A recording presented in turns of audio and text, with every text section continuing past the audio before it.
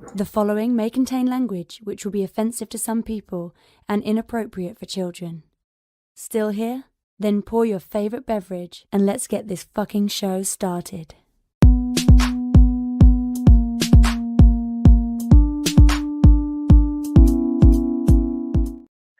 Forum, assemble.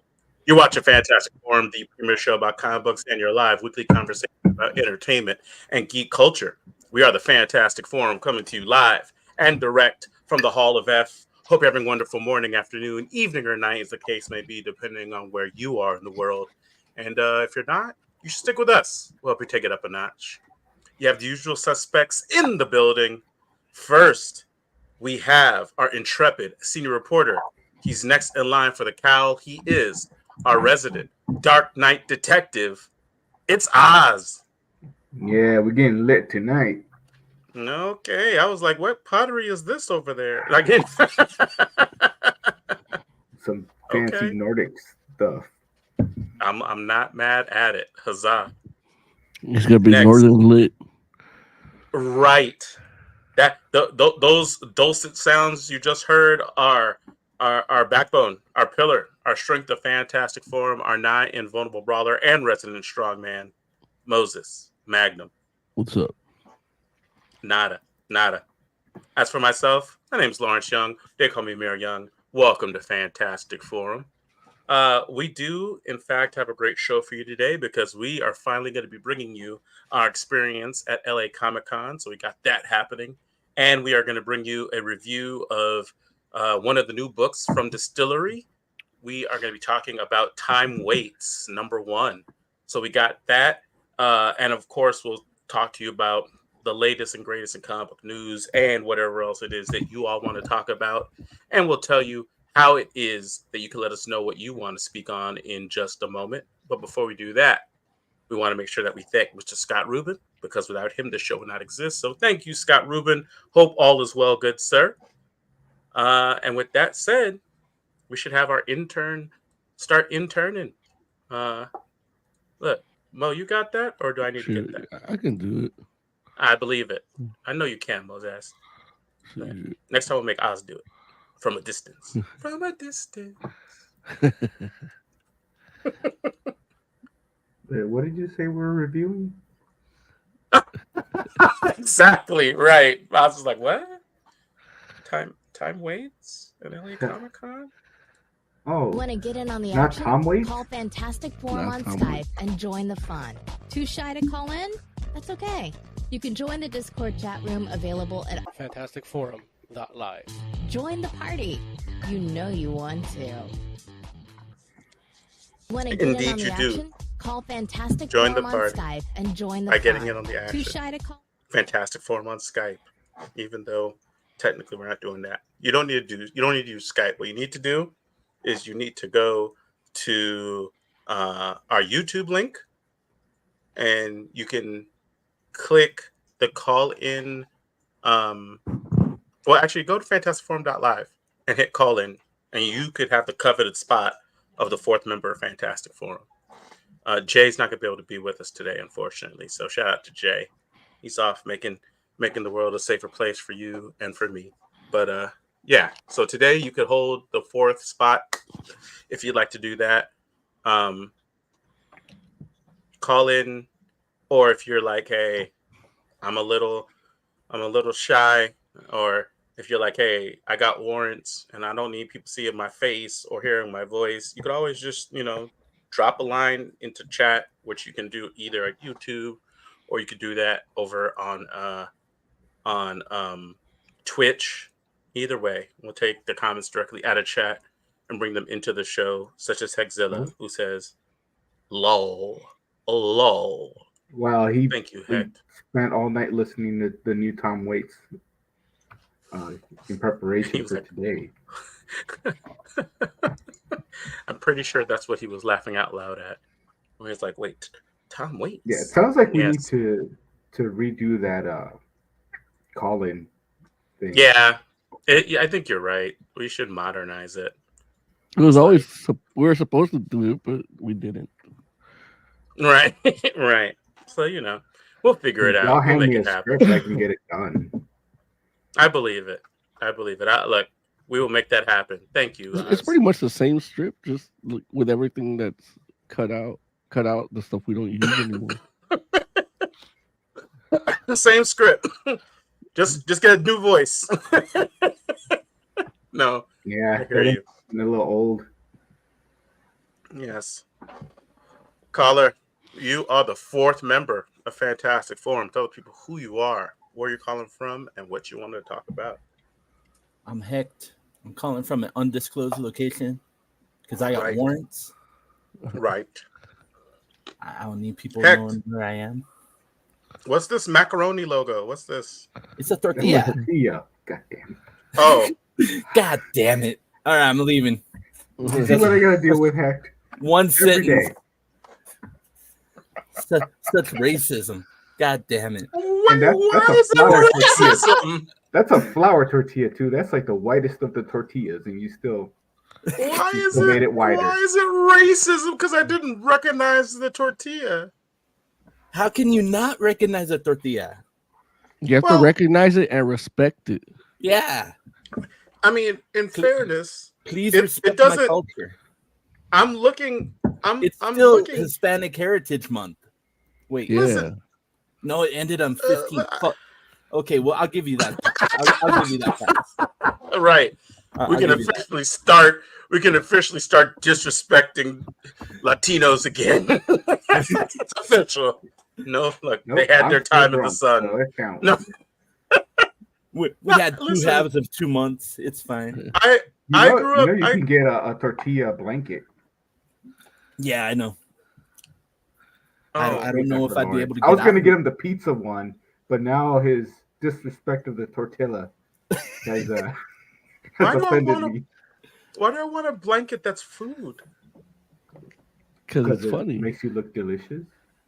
Like Oh, Emily has one that's like it's a I think it's a pizza. Like she saw it where but it's the eyeglass rag, and it just looks like a taco. Or they have different designs.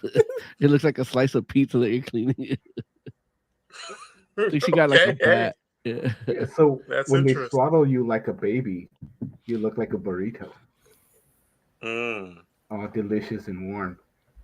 God, I'm Well, I'll hungry. tell you right now. I hated being. If swaddled. someone put a burrito on my plate and it had my face, I would not eat it. I'd be like, no, See, you're not I'm gonna pass adventurous. on that. Oh, got it. No Okay. sense of adventure. Mm-mm. I don't want no burritos that have like a little face in it. Be like, Throw some tapatio on it. You're good. yeah, but okay, so it's a tortilla. That's fair. Got it. I don't It need looked these like people macaroni seeing to my me for face. some reason. Say what now? I don't need these people seeing my face. Hey, makes sense. Like I said, look, we're just happy you're here. Hey, what did you want to talk about? You just hanging out, or did you have something specific you wanted to say this I'm evening? hanging out. I read a lot of comics this weekend. Or yeah. this- Oh, really? Okay. Yes, Well, yes, listen, sir. we definitely want to talk about what it is that you've read. That you want to give us just a sneak preview of some of the things that you actually read, just as far as like titles. Like what did you read? So just out of curiosity. I finally read Absolute Batman. Oh, okay. So yeah, we'll talk about That that shit was later. wild. Hey, there it is. Will be wild. I read some comic called Murder Kingdom. Okay. Okay. That was- Look, I'm that was wild interested as to hear well. more about that later. What else did I read? I don't know if it's the exact title, but Night Watcher. It's a Oh, the turtle. Yeah. Yeah. I read 1 and 2. Okay. Oh, look. Yeah, I read 1 and All 2. you had to do was tangentially bring up Ninja Turtles, and Tiger Claw showed right up. Yeah. I love it. He's always listening. Yeah. What else Yeah. did I read? I feel like I read something else.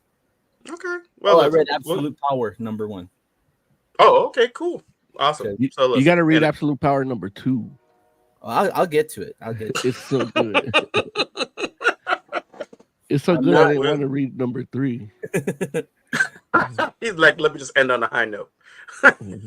This So- this Murder Kingdom, like I'm reading the description, sounds crazy. Okay, well, listen, Oh, we're gonna get into it.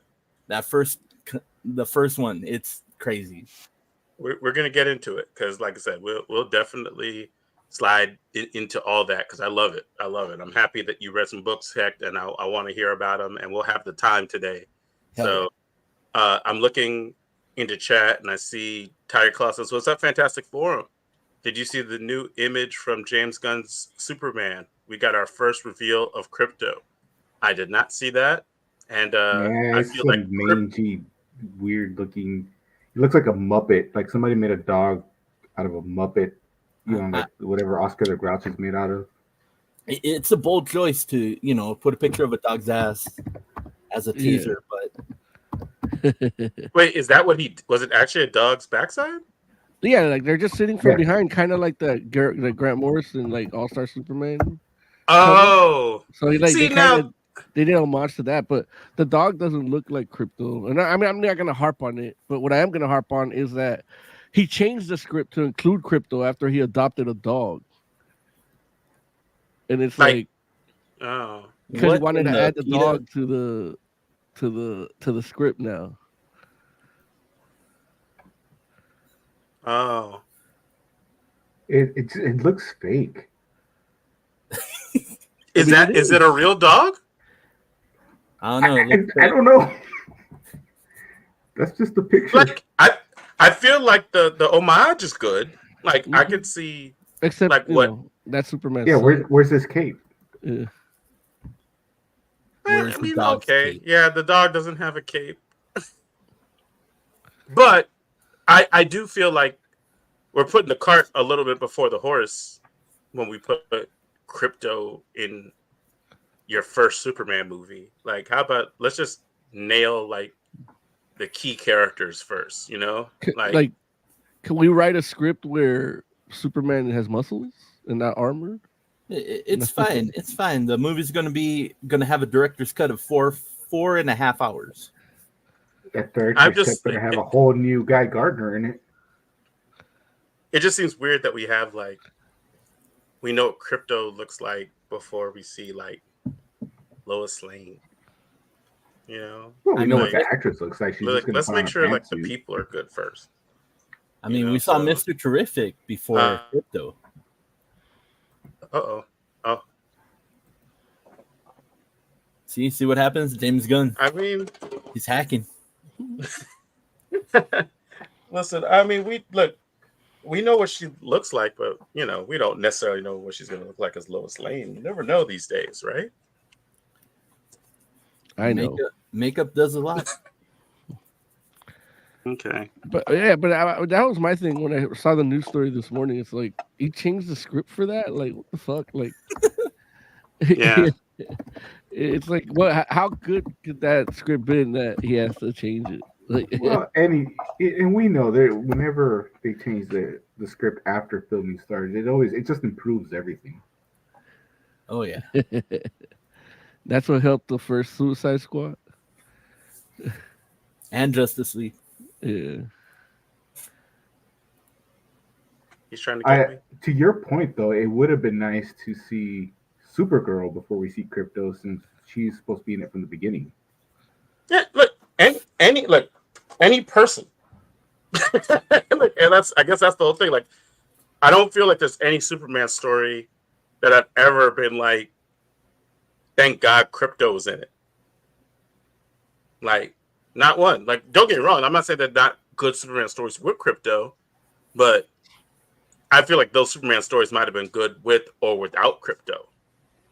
So if that's where we're at, I'm kind of like, okay, I don't need to see that, but okay.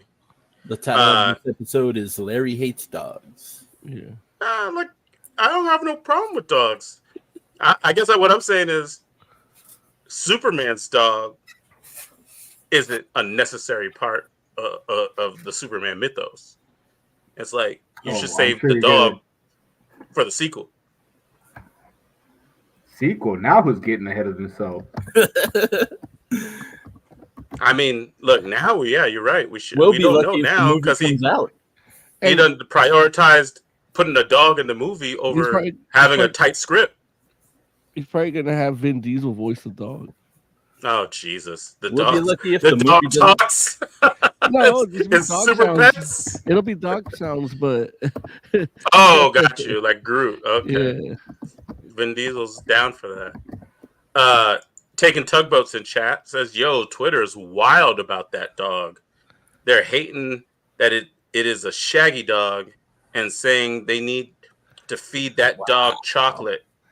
Idiots. Crypto is immune to chocolate. Is that true? Is Crypto immune to chocolate? I don't know if Well, that's he's true. he's Kryptonian. Yeah. What's that and mean? That means that he won't be. He's like just like Superman is immune to poison. It's not Which is- kryptonite chocolate. You know what I'm saying? Yeah. Okay. Actually, he might not be immune to poison because like poison ivy can take over Superman with pheromones and shit. Listen, I'm sitting here like I don't even know that I'm not sure I knew that Crypto was a Kryptonian dog. He's a magic dog. Okay, so then he's not Kryptonian? I don't know He if he's can't be a Kryptonian. magic dog. Superman hates magic. No, but that's when he was Superman's fighting no that problem one with magic. dude. Crypto came and helped him. That Superman couldn't fight because he was magic, and that's how he figured out that Crypto was magic. And then that's when he called. I forgot who he called to come and help him, like Zatanna or somebody, like to fight that dude. I forget what he's issue that was. Kryptonian. Yeah, listen. I don't like I've never been invested enough He in could be crypto. both magic and Kryptonian. He could be, but I have no idea about Crypto's origin. Like never once have I been like, where did he come from? What about Streaky? Where did Streaky come from? Who? The horse? No, the cat. Oh, the cat. Wait, You know Streaky, cats. is that Cats- Flash's cat? No, that's Supergirl's cat. We're talking about the Superman movie. I don't know why you got to bring Flash into this. Superman mythos, Larry. Come on. Listen, Larry first of doesn't- all, he again, doesn't like like I'm saying, dogs or none of these pets are necessary. Like when has a super pet ever made a superhero comic that much better? Oh, I just told you guys about one that I bought that starred Haley. Oh, sorry, Bitewing. I hate to give out his identity. Who? Bitewing. I've told you about Bitewing before. He's Nightwing's three-legged dog. Like that was issue 9, right? That was the Bitewing episode issue. I forget what issue he appears in, but he does have his own like Super Pets book where he helps the Pet Justice League. Which Damian has a cow, right? And then Pet Avengers has always been cool. Listen, I love animals in real life. No, you don't. I don't need animals in my superhero fiction. Like I just don't need it. Like I don't feel like I feel like it's legit like resources spent in the wrong way. Like like cats are out here trying to figure out situations to put animals in, and they don't even have their like human characters down tight. You know what I'm saying? Like come here on, it is. man. I found it. The Super Pet Special Identity Crisis. See, look, like I guarantee you, someone thought of that name first and was like, "Oh, I need to figure out a story for all these pets." Like I promise you, that's how that came out. Like like nobody was like, "I got this killer story with all these pets in it," and then they were like, "Oh, you know what should call it? Identity Crisis." No one said that. Someone said Identity Crisis first. And they're like, "Oh, that sounds like it could be the pet's identity crisis." And like, It's Hold up, I the got issue you've all been waiting for. let's see. This is what I'm saying. Like, so this is what I'm saying is a lot of these stories are based on puns. Is what I'm trying to say. It's like the puns come first, and then somebody's like, "Oh, I bet you I could come up with a killer story for that," just so they can say identity crisis. And it's like, come You on. got Bat Cow. I forget who had the kangaroo. But then you got Streaky, Badge, the real Crypto. not shaggy ass, whatever the hell the thing is, with a This is cape. how you get the kids to read comics. No, kids don't care about cartoon pets. Who the hell had the kangaroo? I think that was Wonder Woman's pet. Listen, please don't say that. Like, don't. Why would Wonder Woman have a kangaroo? Why would Why she would not? Batman have a cow? Oh, it's Batman Damien's doesn't have a cow. Damian has a cow. Oh, my bad. Batman has Ace. Yeah. Right. Or Titus, Ace depending on the age. Ace is the only one that makes sense to me. Especially when they use him later, like when he's older, like when Bruce is older.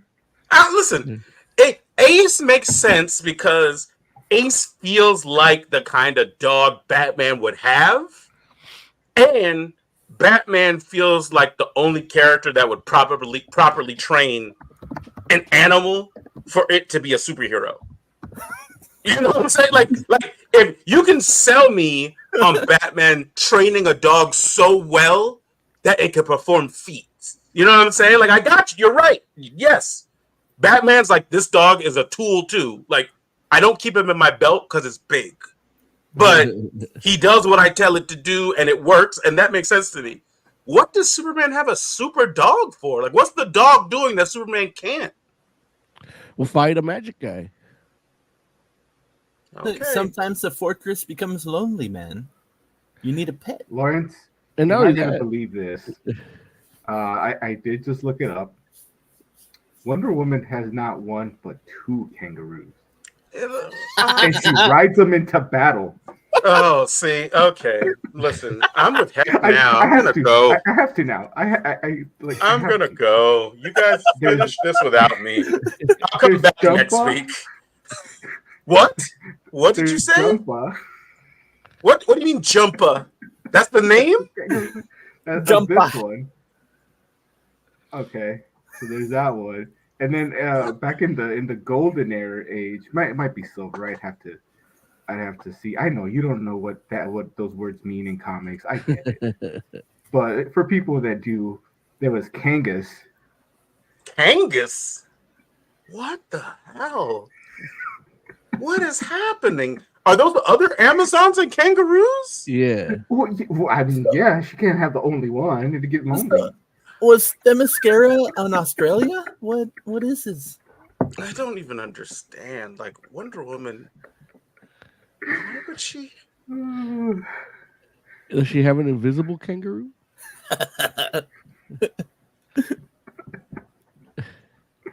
Yeah, I don't like it. I don't like it. That's why you're a Marvel guy. You hate stuff that's fun. You're look, that you're right. That is why I'm a Marvel guy, because we don't have to deal with and don't get me wrong, Marvel has its fair share of terrible pet sidekicks. Yeah. But there are some that are okay, and that makes sense. So Like Lockjaw's awesome. Like Lockjaw, and what I like about Lockjaw is like Lockjaw acts like a pet, so that's awesome. And then you also have like whatchamacallit, like Squirrel Girl's squirrels are awesome too. Like those all make sense. And but yeah, listen.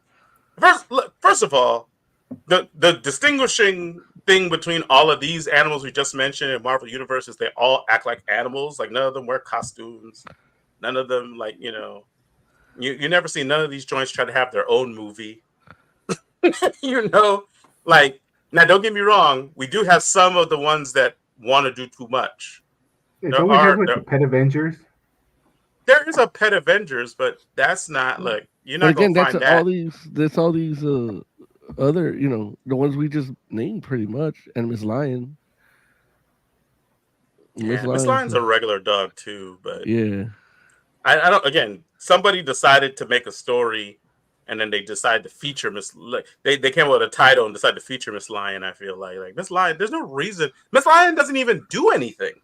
Right. Like Miss Lion is like legit a regular purse dog, and it's pretty. And for some reason, they're like, let's put Miss Lion out front. I don't know why. Why is Cosmo not a Pet Avenger? Because he's a cosmonaut.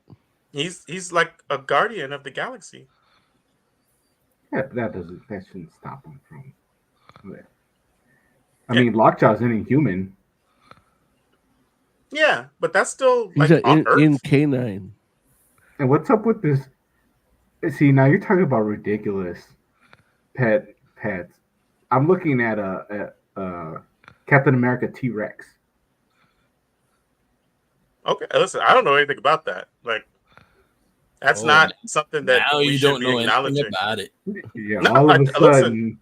I mean, No, I believe listen. you don't know anything about it, but No, look, listen. You don't went to the bad part of the comic book internet looking for friggin' superhero pets. Like I I'm just telling typed you, in like Pet Avengers.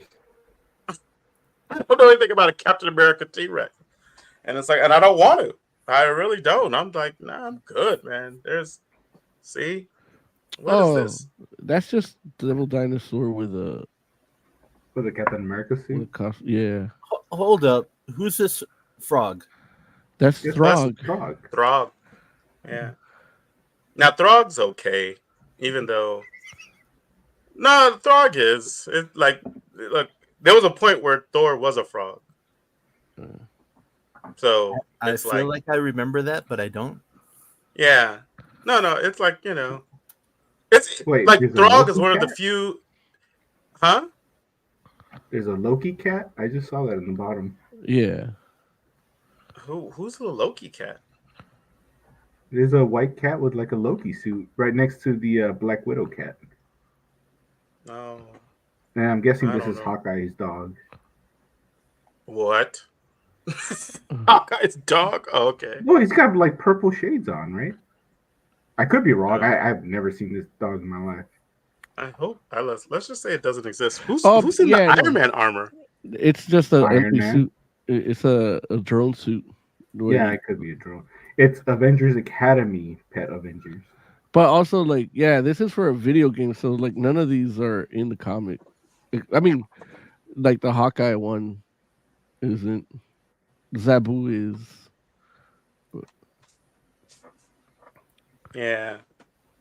Anyway, okay. We should let's talk about some LA Comic Con before. Tire Claw says, I can sense some bias in Mayor Young. He's a cat lover and hates dogs. I've been saying that for years. Look, I don't think he loves cats either. Listen, I love all animals. Honestly, He I mean, loves that's just to- like- Yeah. He loves to watch the light leave their eyes Yeah. when they die. It's like all animals matter.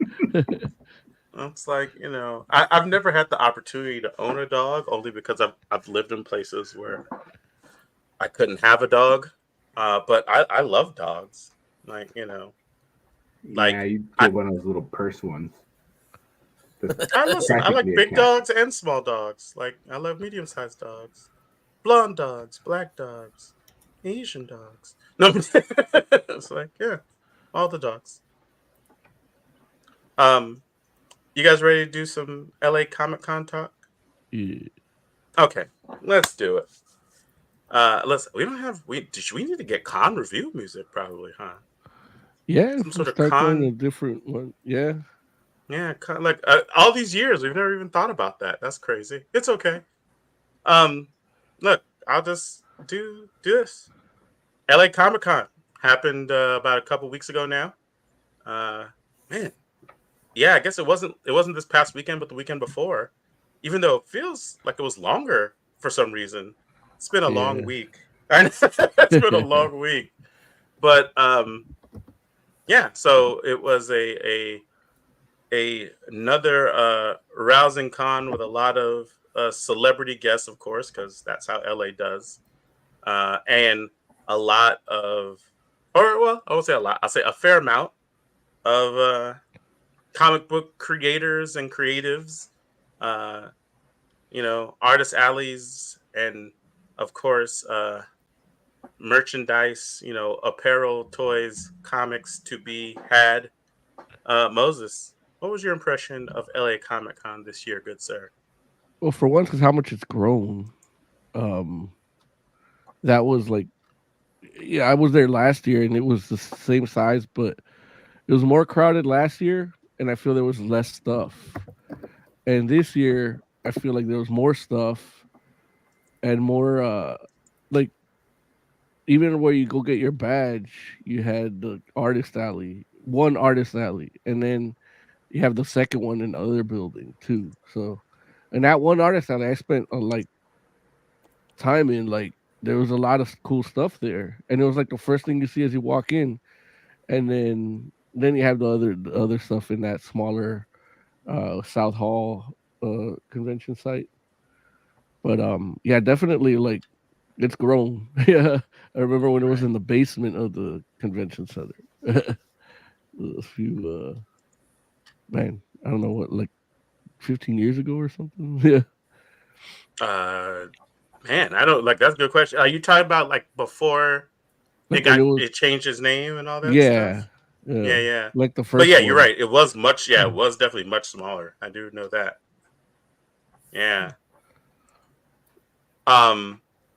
Yeah. I was trying to see if I could get a number in regards to how many people came this last con, and I don't know if there's any official number in regards to how many people like attended. I know that they said that generally it draws about 125,000 people, which I could see it probably being around that many over the course of the 4 days. I don't know, 4 days. I'm sorry, the 3 days.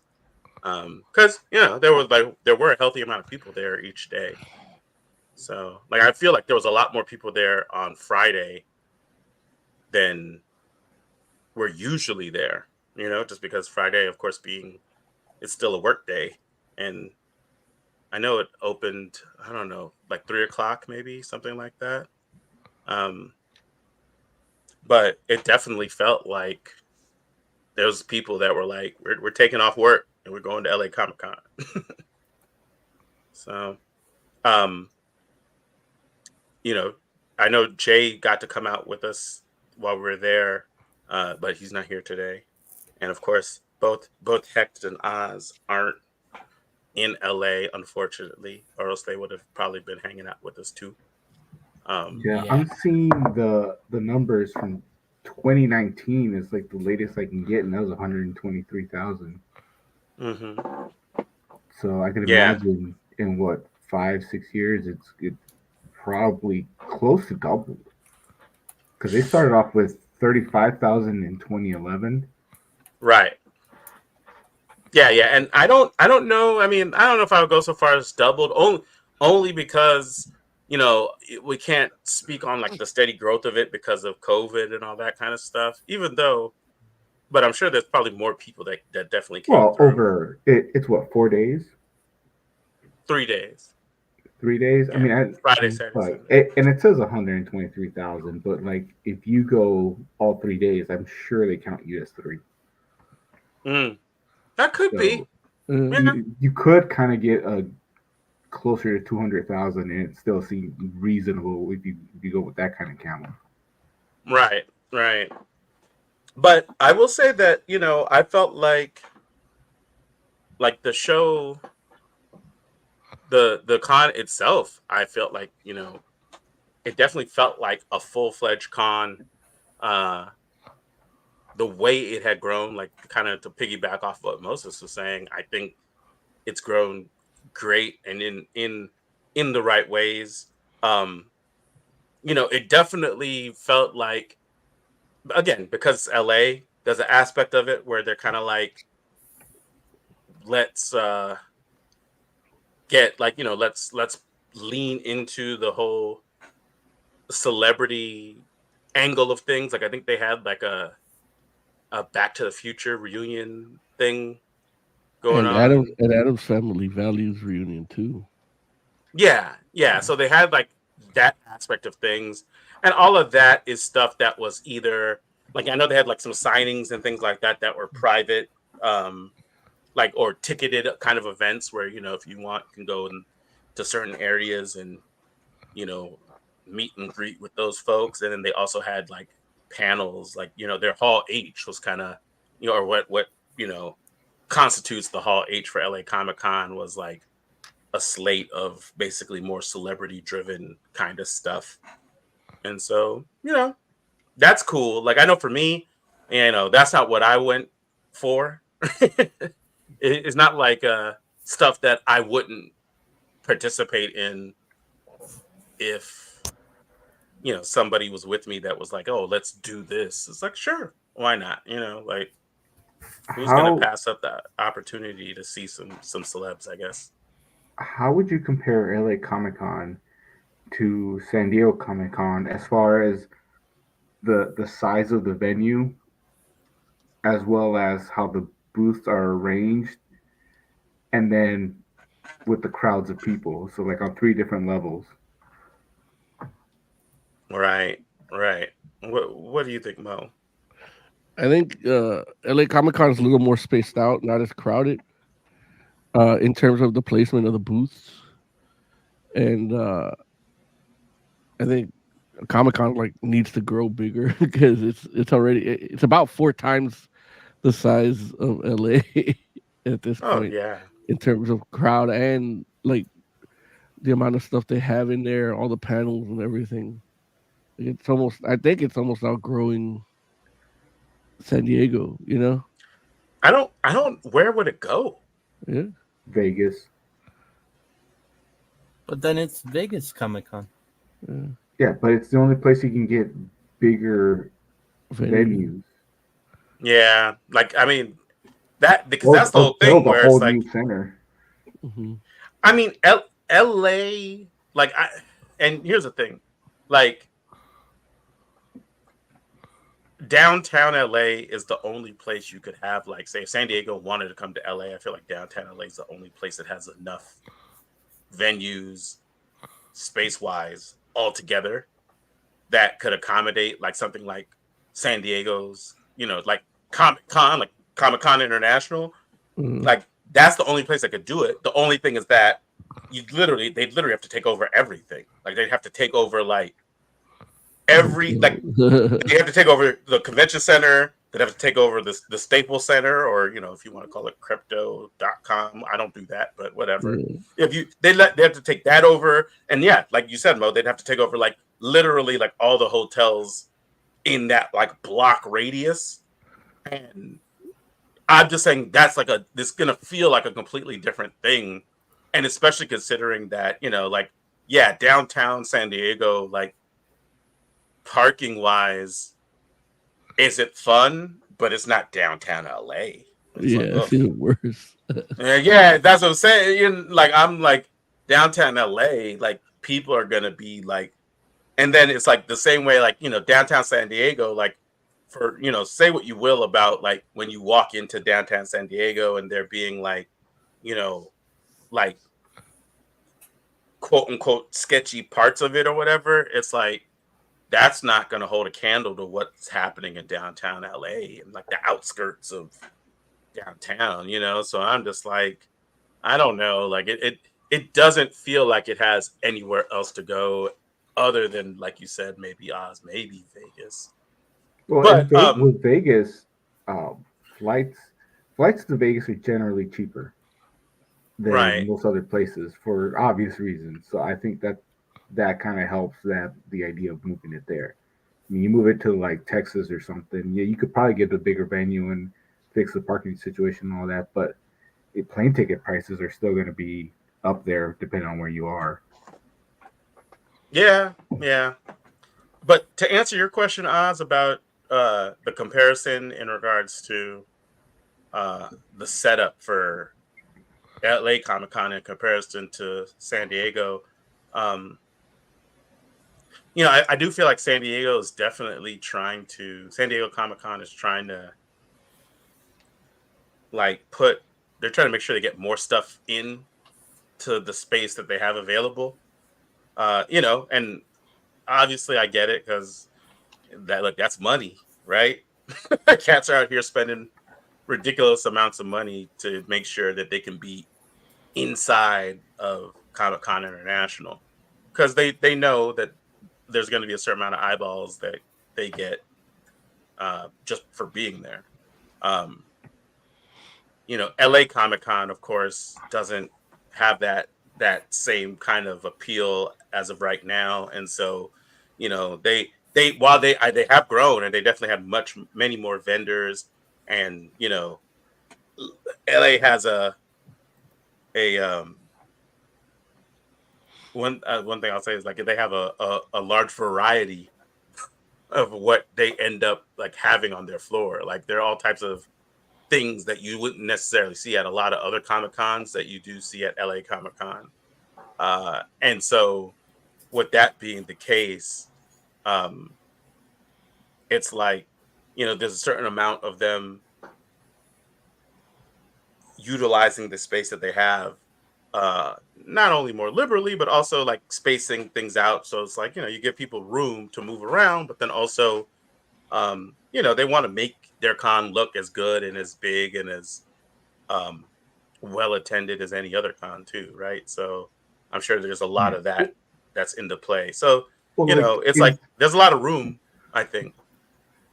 In San Diego, like Saturday, it's damn near impossible to walk on in some areas just with all the people there. Right. Did you ever get any sense like that at LA? And I don't know, did you go all 3 days or just one, or how did it work?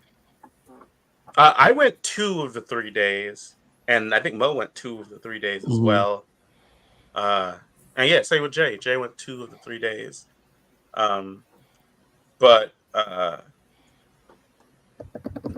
yeah, there's no point, I don't think, where you kind of feel like overly congested, where it's like, okay, like there's definitely crowds, and there's like points where there's more people in the venue than other or different places where there's more people than where there's others, because like anything else, like LA has like what they consider like the main hall, and then they have like the hall that is like like the understudy hall, but for my money, I'm like, both of those places have really cool and interesting folks in it. Like they legit had 2 separate artist alleys, so you kind of have like the big boy artist alley, and then you have like or the big time artist alley, and then you have like the like small press artist alley, but realistically, it's just like like who gets where is probably just more about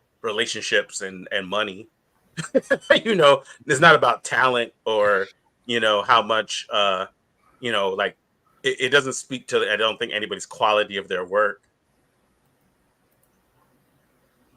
I know they were like complaining that they got, we talked to Ed Davis. I think he said, he's like, don't put me over there. I've been here for years. Yeah, like, and so, and then other people were like, they didn't like being there, or they didn't think it was gonna be as good. But for me, I thought it was great there. Like the first thing I see is all the stuff I want to buy. Yeah, I ended up spending money the first day that I did the noob thing where I didn't wait till Sunday to get a better deal. Right. No, like legit, like it was funny because the way that they had things set up, which I know that both Moses and I thought was pretty awesome, like where you walk in to get your badge, like that small press artist alley, like when you walk in, like as soon as you get your badge and walk in, like right there to your left, at least from my perspective, was a big sign that said Artist Alley. And I text Moses as soon as I walked in, like, hey, let me know where to meet you. And I immediately dipped into Artist Alley just because I'm like, well, let me go over here while I'm waiting to hear from Moses, because I don't know where he is, but I'm going to go in here and see like what's happening in Artist Alley. And sure enough, I went around one corner and then ran right into Moses because we both had the same thought, where we're like, oh, let's dip into Artist Alley. And so, like, I understand that, like, in this day and age, in the comic convention, like, setting or era or whatever, like, Artist Alley isn't necessarily where, like, a majority of convention goers are trying to get to. It's kind of relegated to, like, the back of the con in a lot of times. But I feel like for people that are really about comic books and comic art, it's like, putting it right up front is great, as opposed to me having to like trek through a whole bunch of stuff that I'm not as interested in seeing just to get to the thing that I really would like to like check out. So yeah, and the panel programming was good too. I should mention that. Like I know that I only got to check out panels for like I think day one was the only time I actually checked. No, that's not true. Should have checked out some panels. And I think I checked out panels on both days actually. Just not a whole bunch, but the paneling was interesting. The only thing that I'll say is that I felt like for instance, something that Comic-Con, like Comic-Con International does, that San Diego Comic-Con does, is they have like, they kind of understand that, okay, there are particular people that have like certain interests when it comes to like, pop culture. And San Diego Comic-Con will often put those things like kind of like on a track. So like say, if you're interested in like just as an example, like say you're interested in like model collection or toys or something like that, like they'll like have like legit like a track of panels. So like if you want to look at like toy stuff all day panel wise and listen to cats talk about that kind of stuff in San Diego, you can do that. Or if you wanted to do like, if you're just interested in like animation, like you could like almost, there's a panel almost like, if it's not back to back, it's like you got one and then you maybe have like a little gap and then the next one, you know what I'm saying? And LA Comic-Con, it kind of felt like there was a lot of things that like say in that same vein where like they had multiple panels like that, but they all kind of happened at once. So it was kind of like you almost had to pick and choose like, okay, you might be interested in animation, but which one do you love the most? It's like, because they're all going to start at the same time or they're going to overlap so that the beginning of one is like in the middle of the other one, so it's like you have to kind of choose which one you love the most. And so it'll be nice if they would maybe make sure that that's not something that happens in the years to come. So one thing that happened was it's also like October, so there's a fair amount of horror stuff, and Larry was scared. My nephew laughed at Larry. Hey, they had crazy clowns walking around the convention. Well, they had a maze, like one of those haunted mazes, and Larry. You gotta stay tuned because I got video of Larry like we're gonna walk towards it and he's like, I'm not going in there. Absolutely not. Got video of Larry being a pussy. Hey, whatever. Damn. Pussies are strong and flexible. It can ruin your life. Looks like a clown. Yes. So but yeah, man. So yeah, I wasn't digging all the horror stuff, but I get it. Like, it's Halloween. It is the season, right? So I'm not gonna knock it. I'm just not participating. So Terry Cross says, by the way, you guys see Terrifier 3? You need to drag Mary Young to see it. I'm not watching nothing. The public has said it. Okay. You're gonna see it. Yeah. I'll tell you what. If Tiger Claw wants to come to LA, I will watch Terrifier with Tiger Claw. Terrifier 3 with Tiger Claw. Come on, Tiger Claw. It's basically if Funny I Do. Yeah. But without the music and pretentiousness. Is Joker. Actually, the music is in there. Oh, shit. No. Look, that sounds terrifying already. I'm like, no thank you. You seen that clown, the clown? Yeah, I seen him. Yeah. Doesn't even look like a clown. Yeah. He's a mime. He's a mime. Okay. That's even worse. Never mind. Yeah. He's one of those French. I forget what they call the French like mime type of clown. I think Well, we can't say that word anymore. What? Wait, you see Tucker Claus replied? Tucker Claus like, thanks, but no thanks. Not really a horror guy. Oh, wait a minute. I'll tell you, Tucker Claus. Wait a minute. What makes you feel like I'm a horror guy? Look, where you look? threw you What under you the say? bus, man. Hey, look. He's like, but loves horror movies. He just doesn't show it. Okay, Tucker Claus, I see you. I Yeah, see he's you. he's a Pierrot clown. I don't know what that means. Unfortunately, I haven't seen Terrifier 1 or 2, so I'd just be lost. They're Right. I think they're playing on Tubi TV right now.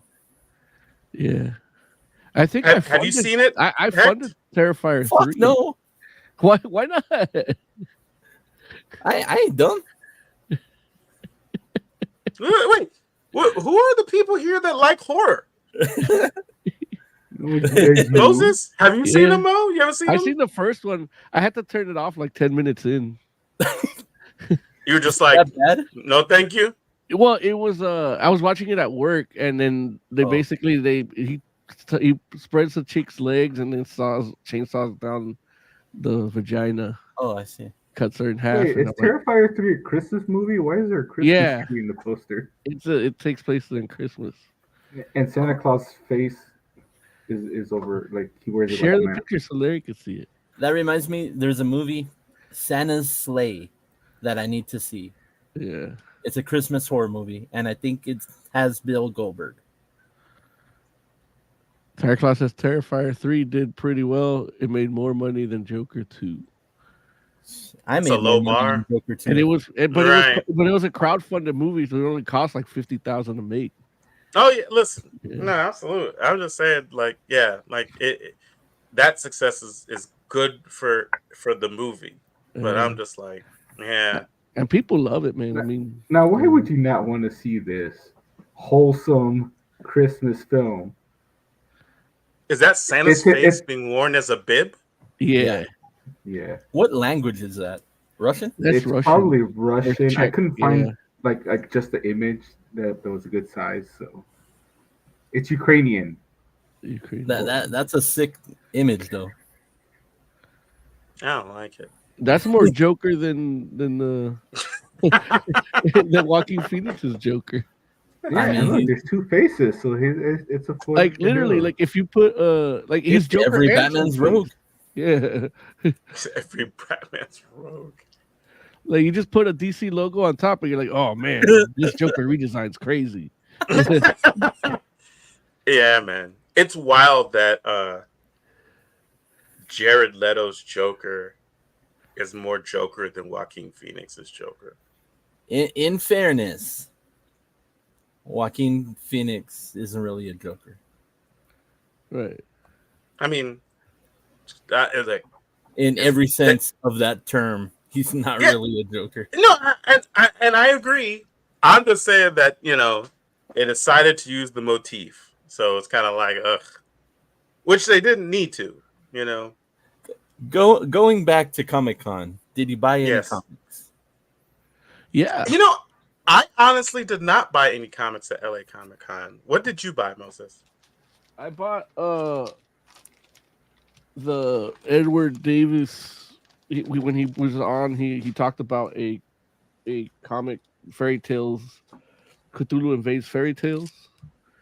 So I went and got my physical copy. I crowdfunded it, so I got the digital copy, but I'd like to get the physical ones too, especially this one because there's only like by the time I bought this one, there's only like 10 left. So yeah.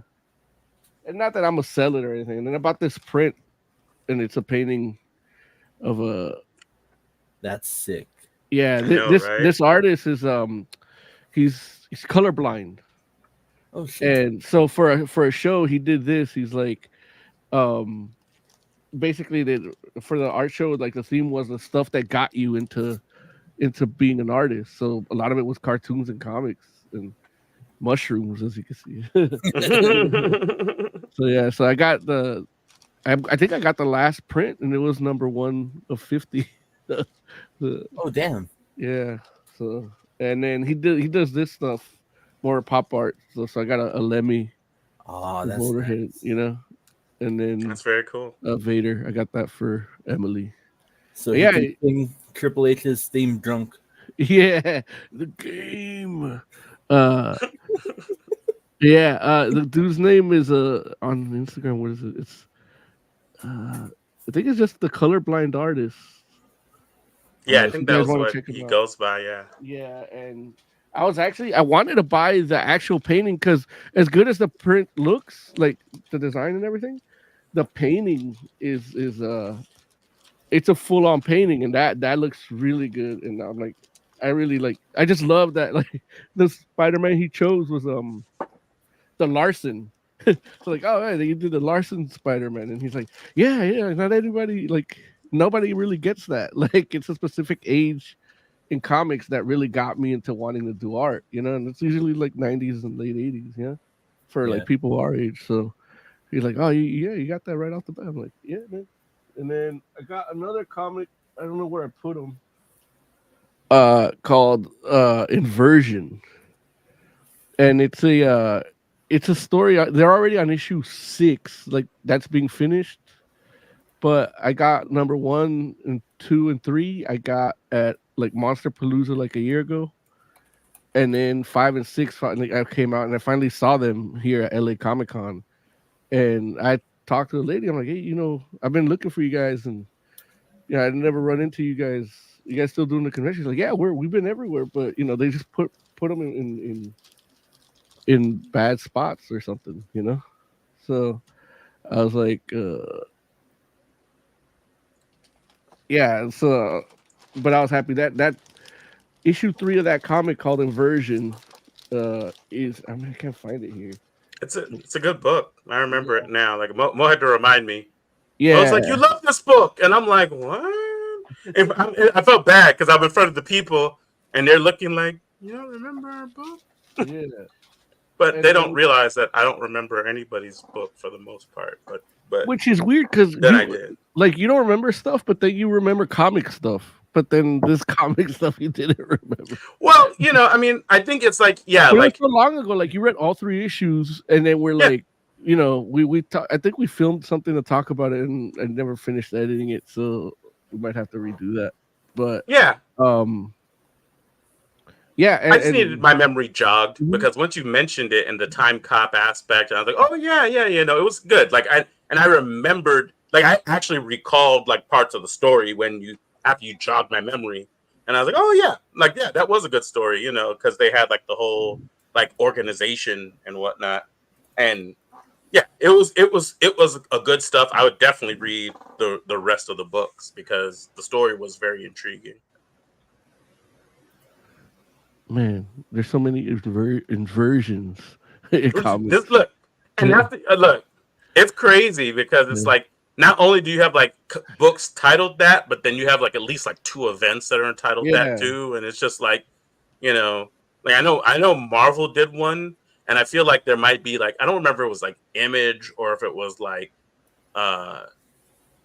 maybe it's not Image, maybe it was I don't remember if it was Image or IDW, but somebody else did one too where I'm just like, man, yeah.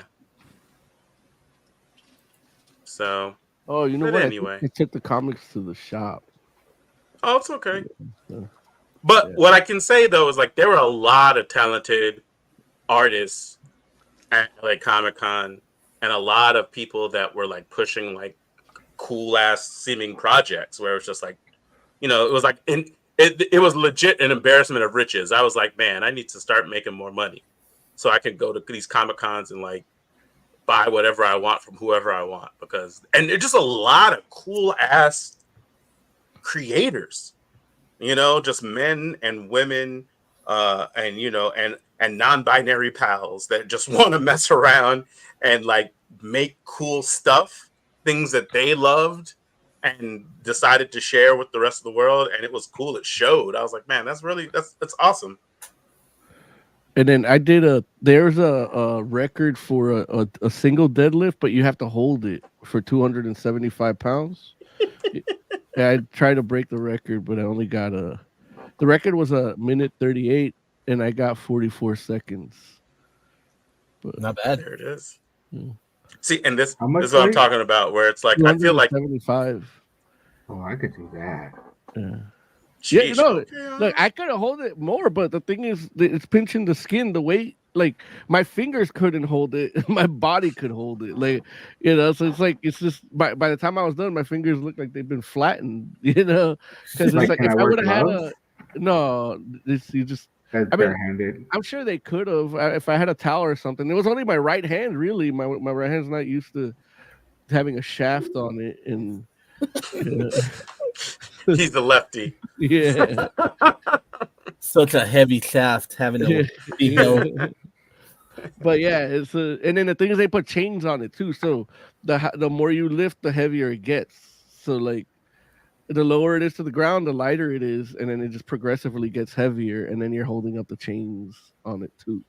So it's gives more resistance on the way up, and it was a hex bar, so it's easier, but Oh yeah. it's not like it's like you're even. So I'm like, yeah, I could do that. So with gloves, I could have probably done it. Yeah.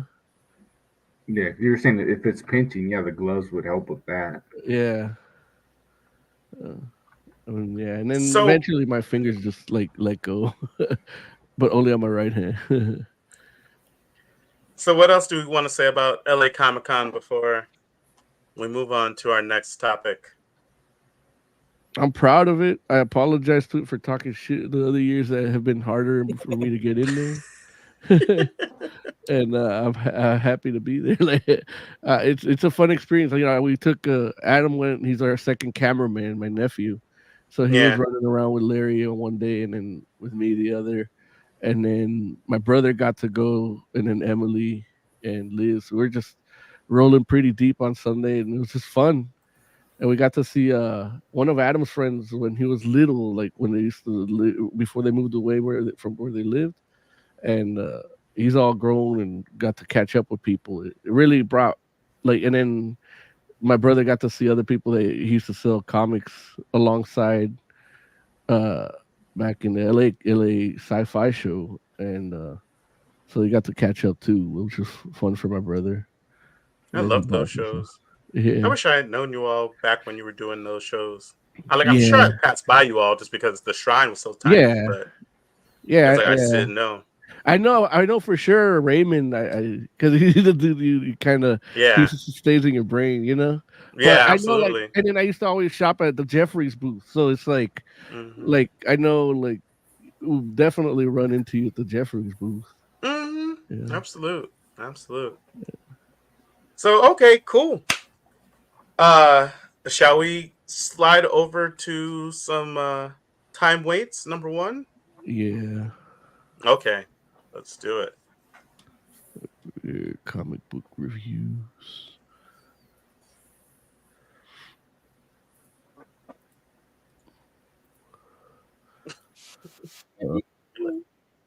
Comic book review. The volume's down. Well, not like that, but like Okay. Let's try one more time. Review. like Review. well, not like that, but like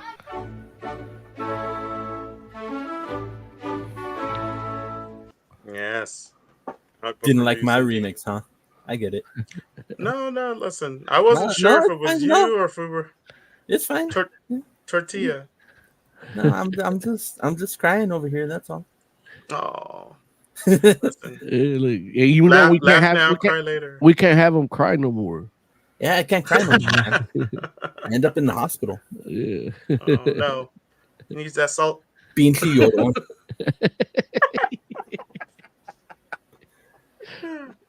It's only Spanish I'm fluent in. Curse words. Time waits. Number one. One of the new books from Distillery. Look, it's interesting because us bringing up Inversion and Yeah. reading this, I definitely was like, oh, somebody else has read Inversion. No. But it is definitely a story of a time displaced agent, warrior, hero, fiend, all of the above. Um, but yeah, but it is basically kind of hinted at in regards to uh, the fact that this person is somebody that is outside of time, but then before the issue ends is confirmed, which I don't think is too much of a spoiler for those that might be interested in this book. It is written by Chip Zdarsky and David Brothers, and it is illustrated by Marcus Toe and Marvin Cianapar. So with colors by Matt Wilson. And so Moses, what'd you think of this book? Well, I think this I like this distillery model where they're just bigger comics, but I think for this one, it's not the best idea for the first issue to be this big, this long. I think, and when you say big, you're talking about like legit, like the formatting, the not length, necessarily like 61 pages or whatever, and then you're talking about the amount of like the story, like the story. What you could with this type of story, I think you could have by page 24, we could have been on and running, and instead it was just a kid talking about Chainsaw Man and listening to podcasts, and then the lady asking the drive-through lady if she likes podcasts, and it's like, and then the guy's learning to make red velvet cake, and I get I get it that there is something to that. Like I know Zdarsky's not a bad writer. The only problem is I didn't get to finish the book and have that payoff. So in that beginning process, I think I got to page like 30, and like something was starting to happen, but again, I don't know if it was something that happened in the past or that's happening concurrently. Like it was. So for the busy comic book aficionado, you're like, okay, listen, I don't know if I have all this time to be doing like these 60 pages, right? When we could have done it in 30. Right. Now I read the Blood Brothers Mother, issue 1, same deal, but it's like, man, I felt like I read 3 comics in that one. In that time, like it was more. They utilized that format a little better to tell the story they wanted to tell. And I'm not saying even better. Like again, like I have faith in Zdarsky that he's utilizing it how he wants to tell the story, and it's gonna work out, Like I think if I would have read the rest of it, it would have been. I feel like I still like it's a little long for like what was happening, but it's like the slow burn type of thing. So I was like, okay, I'm not gonna like be mad at it, but I'm mad at it because I only got to read half of it because I didn't have time, and then I didn't get to have the payoff. So like maybe speed it up a little bit, just a little bit. Yeah, no, I hear what you're saying. I hear what you're saying. Oz, you got to read Time Waits, right? Yeah. But like, I think Mo took my stick. The I guess it's in the present time. A lot of that like was just goes on for way too long, and I was actually at first a little bit bored, but then you get some of the what is it, like the past, I guess. The future past. I'll just call it the blue scenes because when you're in a different time, it turns blue, like the Matrix. That was interesting. Like you get a couple pages of that, and like, oh, that's a cool story. I like what's going on there. And then, like Mo said, now there's some kid talking about Chainsaw Man, and I love Chainsaw Man.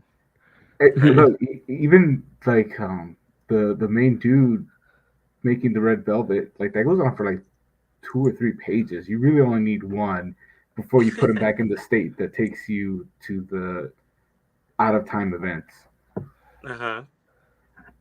So yeah, not enough of the out of time events and way too much of the Like I felt like I present learned how day to make. slice of life.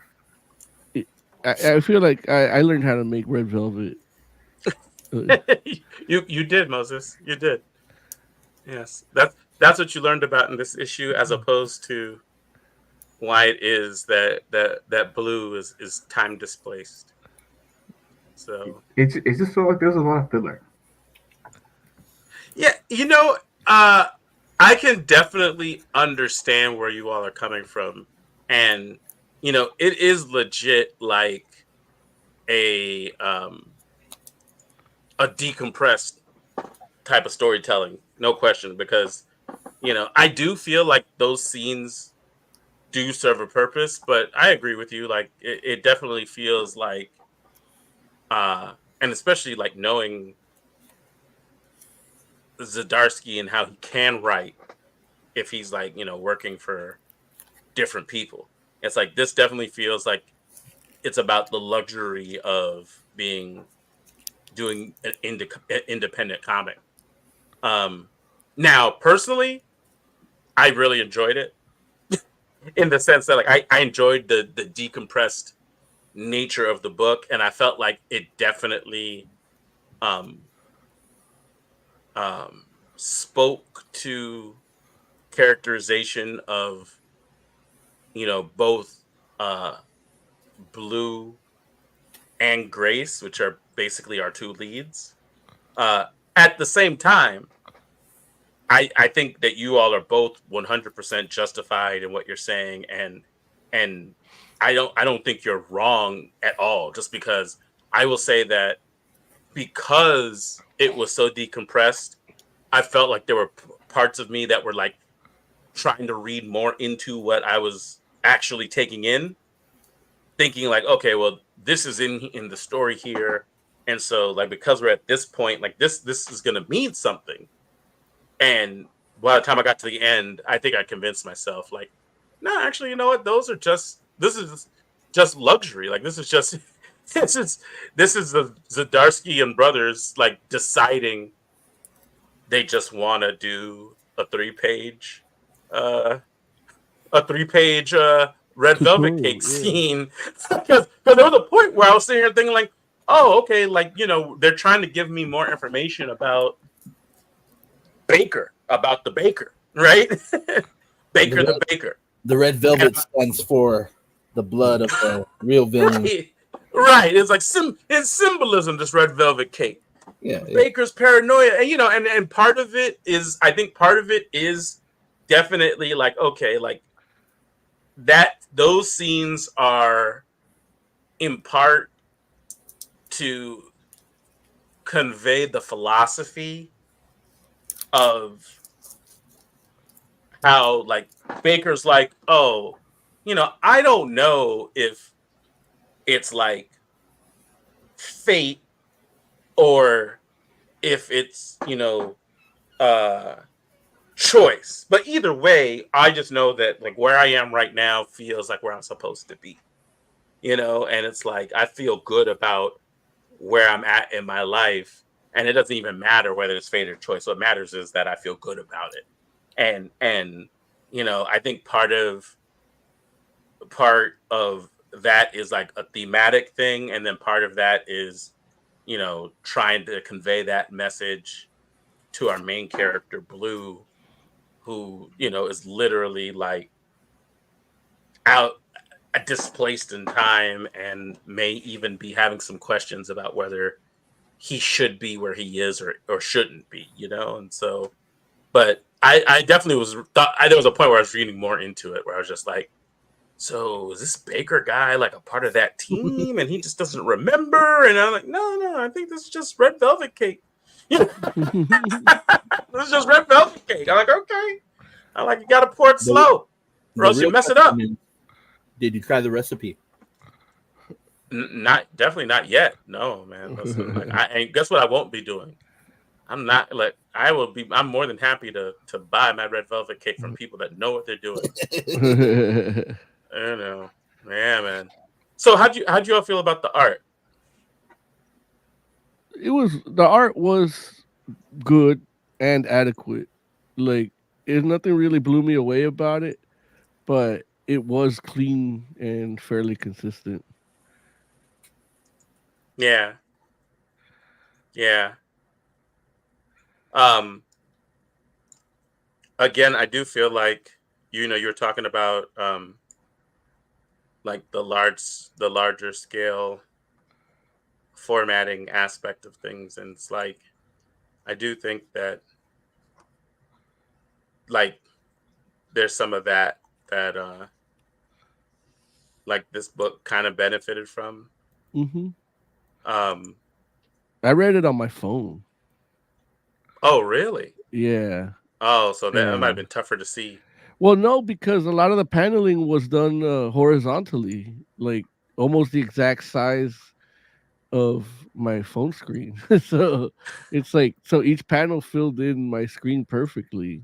Like, Okay. they'll do like the longer panels for the Yeah. most part, and they're not all exactly the size of my screen, but I was able, like, that stuff, like especially those action scenes, because they're pretty big, so you get on my phone screen, you can see the action fine. It's more of the reading that's the issue, but once you zoom in, like how you did right there, like you Yeah. can get the dialogue really well on the nice clear screen. Yeah. No, I do feel like the action panel to panel was actually pretty good. Now, don't get me wrong. There's not a like. Well, and I don't even want to say. I guess I said the action, which because the action I think was the part of it that stood out to me. But what I really mean to say, I think, is the storytelling, because the storytelling is done really well, in my opinion, here. And so, like I just like the way that things progress, and I like the different choices and how they like arrange the panels and whatnot. Hmm. Yeah, this one I thought was pretty cool. Like, Yeah, I didn't even get to that part. yeah. I also, one thing that I really liked about this book was I liked these two people together as a couple, Blue and Grace. Like, and I don't know. I don't know. Like, it was like I felt like I liked them as a couple way sooner than I should have, and I don't know why. I don't know what it was about them that, like, something about like the initial kind of um rapport they had. I was just like, oh yeah, like they feel like very real, very normal. you know, feel like like a couple that I might know and like want to hang out with. And so And that's I what was kind of like, gave oh it that, like, that slice of lifey feel too. yeah, Yeah. yeah, they felt super regular, and I thought that both like between the dialogue and between the artistry, like they did a great job of giving a lot of information, but without it feeling like info dumpy.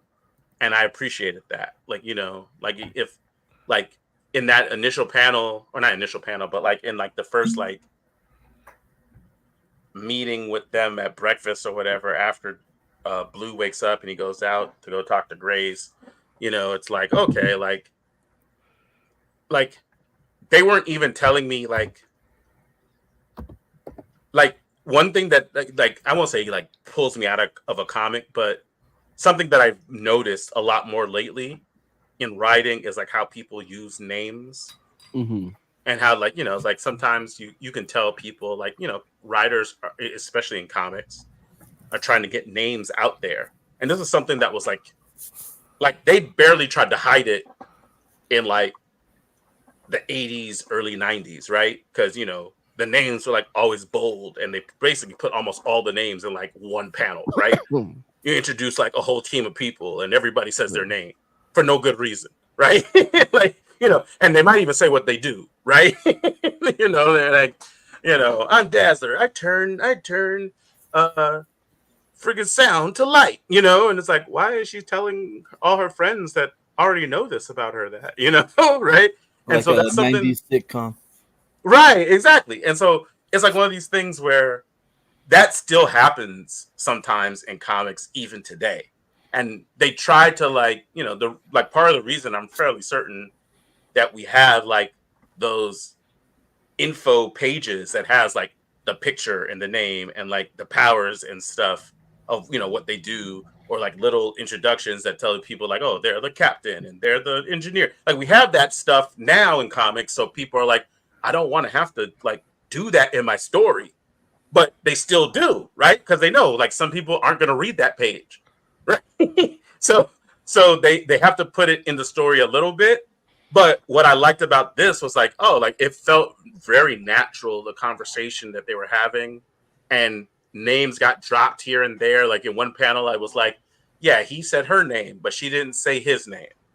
And, you know, and then she mentioned like something like how, oh, you know, I don't have a deputy salary anymore. So, you know, we can do da da da da, which I'm like, oh, okay. Chick used to be a sheriff's deputy, but she's not a deputy anymore. So that means she's the sheriff, you know, but she didn't come out and say, I'm the sheriff of the town now. Mm-hmm. And, you know, later in the book, there is a guy that like mentions like, hey, your girl's a sheriff, for those people that didn't pick up on that earlier in the book. Mm-hmm. Right. You know, so it's like, okay, cool. But, you know, it's like, it was there earlier in a very conversational and natural way that didn't, that didn't feel like you were shoehorning information. And I was like, oh, that's cool. Like, I appreciated that.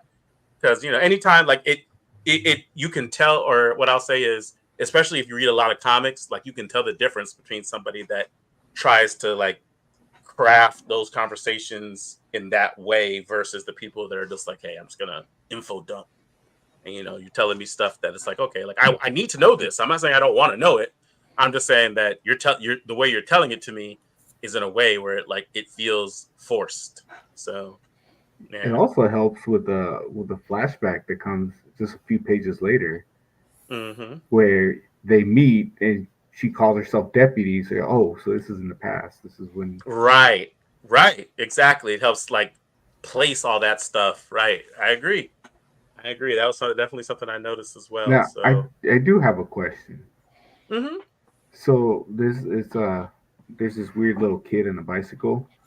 Yes. Are they adopting him? I thought that was their kid. But then they say something that made me think they don't have kids, and maybe she's trying to adopt this one.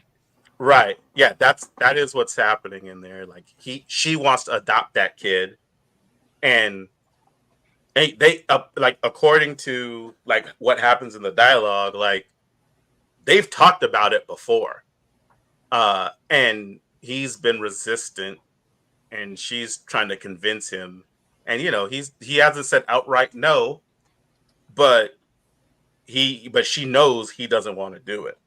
And so, you know, and he's kind of said like, you know, based on issues, you know, from his own childhood or whatever. But I think the real reason is like, I'm actually time displaced and I don't know when these fools might try to come for me.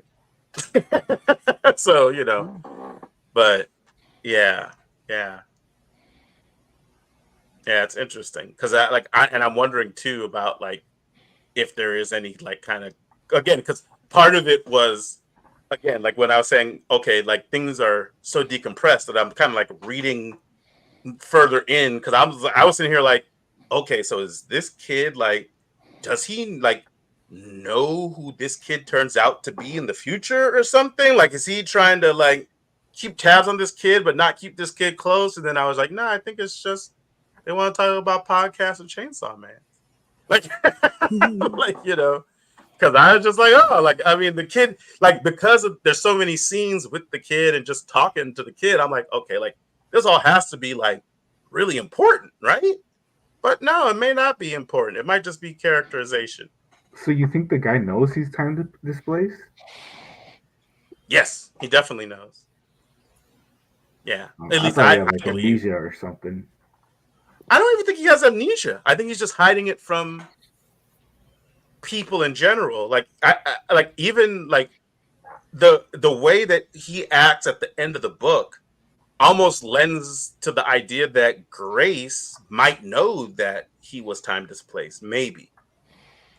So, but at the same time, that was a little bit that was like one of the few things I was a little unclear about because the way he says stuff at the end, it didn't seem like she was like super shocked about it, but she might just be steely. Like she's a sheriff, so she's seen some stuff, and so she might just be like, "Hey, we're getting attacked, and I hear you saying some stuff about you know time sickness pills, but we can figure that out later. Let's we can talk about that when we're safe." Let's take care of the home invasion guys first. Right, right. Listen, look, she messed around and bashed home chick's head in, and then she disappeared, and she was like, "What?" And then she went right back to like, "Okay, what do we got to do?" She wasn't even like, "What the hell's happening?" Right? There was no part of her that was like, "Am I going crazy?" You know what I'm saying? Because that's a thing that happens often too, right? Especially when you're talking about like women characters. Like, they always like people always want to write women characters like they break down mentally as soon as anything happens, right? And Home Chick was like, "What the?" And then she was like, "Okay, let's look. Where's the go bag?" So I'm just like, "Okay, listen, I'm not bad at it." Again, this all lent itself for me to be like, "Okay, like let's get to the next issue." Like I want to see what happens next. Even though like it's like you all said, like it might have taken a little while to get to that point, but once it got there, I was like, okay, yeah, like I'm in. Let's see what happens next. So, yeah. But what about you all? What did you all think? You all have anything else to say before we start rating? I wish it was less slice of timey. I mean, slice of lifey. Hey, slice of timey sounds like a new genre. I'm not mad at it. Like we can get some pets in there. It's gonna be awesome. It's gonna be awesome. I feel like the cake was a lie. Man, Look, I felt Grace. She's like, "What cake? What are we talking? Like we just fought some people that disappeared and shit. Why are we talking about cake?" That is too funny. Absolutely, man. Listen, the wild part, Oz, is I'm sitting here and I'm like, look, the cake is a lie is a legit reference that some members of our audience are going to be too young to understand what that means. Which I'm just like, damn, like that joint's damn near a 20-year-old reference at this point. Which I'm like, that blows my mind. Like, dang, why you gotta make me feel old? I don't know. Hey, I'm just saying. Like it blew. Like you said it, and I was like, damn, that was like you're just time displaced. That's all. I'm just trying to. I feel tired. I feel like a man out of time. I'm like, good lord. If I want to feel old, I'll start walking down some stairs. My knees will remind me. There it is. The good old days when things made sense. The cake is a lie. Well, we can walk and our knees didn't crack. Right. Look, that's when we only got arrows in them. So, all right. Moses Magnum, why don't you rate Time Waits #1 for me? From what I read so far, I didn't finish it, but it is a 3. Like it's like so. From what I hear, not like the prolonged version of it doesn't pay off on the first issue. So I'm like, we'll see. And I don't think these distillery books have like the best track records for time, or at least like I don't know. Like the Blood Brothers Mother should have been out in June, and it's #2 is not out yet. So, damn. Yeah. Is this supposed to be 3 issues? Yes. Because the cover has a 1, 2, and 3, but that could also be a time reference. Okay, so I'm pretty sure those are issue. Yeah, I think it's 3 issues, and then that's it. Okay. Yeah. Oscore, what would you rate Time Waits #1? If it is only 3 issues, I'm gonna go with 3.5. As contingent, I'm assuming issue 2 is gonna now we're gonna be in the thick of it and get a lot less of this, wannabe Kevin Smith talking about something that they think is cool, and just get to the point, get to the story, and find out more. Because he's only got 3 issues to do this. So Right. yeah, assuming 2 gets right into the action and 3 just concludes the story, I'm gonna go with 3.5 now. But I could be disappointed if I read issue 2, if it ever comes That's- out.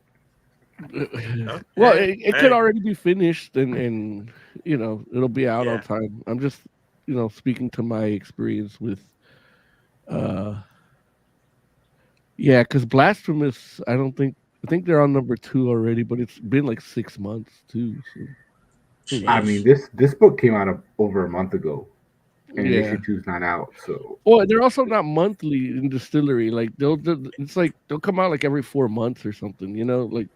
But when you talk about like an ongoing, like these are our mini series or limited runs, um, but like Blood Brothers Mother is an ongoing, but that tells me it should be a monthly, but who knows? Okay. Because they're like Distillery kind of they try to make it like whiskey, like you have to wait for it to like get the flavor Age. before you read it. Yeah, like it's weird. Like Yeah, it has to mature. for certain things they use those like the sampler was called Devil's Cut. Yeah. Yeah. Yeah. Well, we'll see. I mean, I would not be surprised. Like, for whatever reason, this joint feels to me as though it's going to come out regularly. Like, it's going to come out on time. I don't know why I feel that way, but I do. So, we'll see. We'll see. As for myself, I actually really like this book. I'm interested in the characters. I think the situation is cool. I love the way the story is told. I'm gonna go ahead and give it. I think I'm gonna give it a 4. Yeah, it could have definitely been a tighter story. And I don't know again what makes them decide on how many pages or what the page counts are and whatnot. But at the same time, there's no part of it that made me feel like what am I reading or why am I reading this? It was just more like, oh, okay, like is this as important as I think it is? And it turned out no, maybe not. But who knows? Like the 2 more issues to go. By the time we get to the end, I'd be like, man, it was all connected. That cake was that cake recipe was the key to everything. according to Distillery's website, issue 2 should come out November 13th. Okay.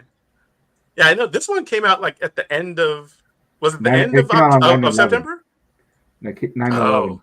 Oh, okay. So we get 9/11. Never forget. I don't Yeah. know how you forgot so quickly. 9/11, and then the next one you said November what? 13th. 13th. Okay. So yeah, they taking 2 roughly months. 2 months. Yeah. Okay. All right. Cool. All right. Hecht. Let's talk about some comics, man. Let's talk about or some other comics. Look, tell us your thoughts on Absolute Batman. Oh man. I'm a big Batman nut. And I'm a big DC guy. So I hold Batman dear. Of course.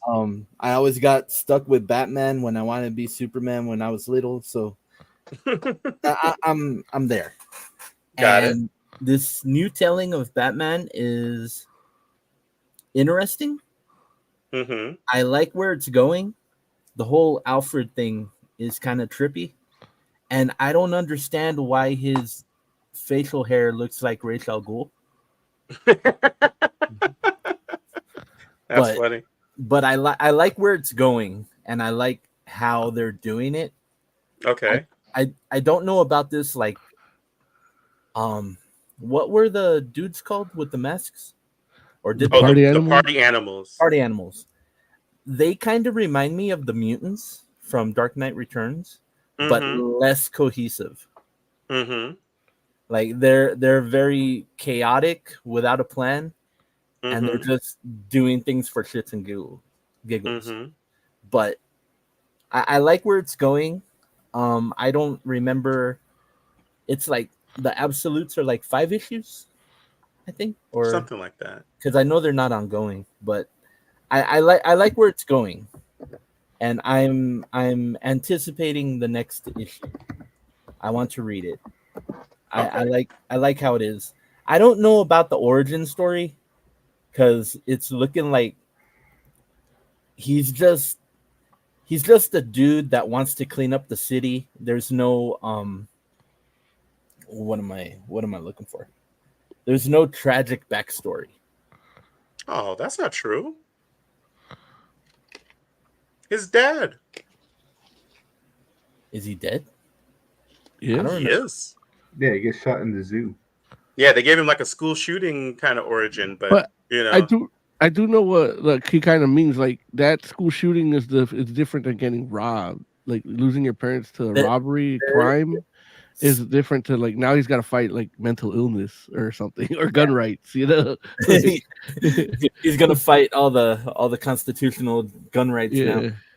I mean, He's I also think from poor. his perspective, I think he's just like, It's I'm still just trying to all- fight crime. It's all Yeah, crime, right? It's No, just, I you mean, know, I don't have that issue, but I'm trying to basically make you understand Heck's point. Yeah. Ah, Really, gotcha. I didn't even see that. Like Yeah, the way it flows, the way they put the panels and everything, I didn't get Mhm. that. I thought, gotcha. I thought it was a kid that got shot. Not Oh, yeah. No, I get And it. if his dad's dead, he still has a mom, and that they showed that. She looks like she looked like my mom, like back in the day, little lady. So I like where it's going. I don't know about the art. I'm not full into the art, but I feel like Okay. it fits the. I feel like it fits where it's going with the overall absolute presentation. Okay. It comes off very 90s. Okay. No, hey, I mean, listen, there's nothing wrong with any of the points that you made. Even though, like I said, I do feel like the story is still tragic, but I definitely can understand what you're saying and agree with you in the sense that it's tragic in a different way. Yeah. When we're talking about like, you know, him not being a complete orphan and him not you know, it not being like he wasn't shot in front of him, you know, right? Like he was technically tucked away in a room. So I feel where you're coming from in that regard.